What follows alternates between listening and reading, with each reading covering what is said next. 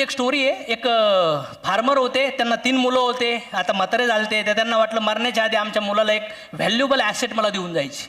तर त्यांना शेतीत बोलवतात. शेतीमध्ये 3 छोटे छोटे झाडं असतात, एक छोटं, एक मोठं आणि एक फार मोठं झाडं असतं. आणि त्याच्यातल्या एका लहान मुलाला सांगतात, बेटा हे उपटून आण. काय करतात? उपटून आण. ते सहज ते एक रोपटं उपटितो आणि म्हणतो, हे घे पिताजी. दुसऱ्या मुलाला सांगतात, तू ते उपट.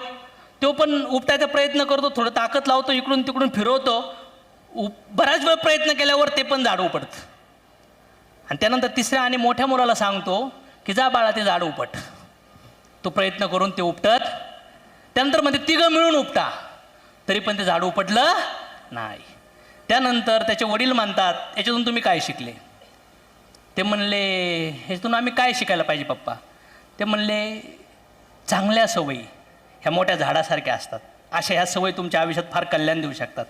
पण वाईट सवयी फार मोठ्या झाड होण्याच्या अगोदर उपटून टाका, नाही तर तुमची पूर्ण पिढी लागली तरी पण त्या सवयी उपटू शकत नाही आणि त्या तुम्हाला बरबाद करून सोडू शकतात.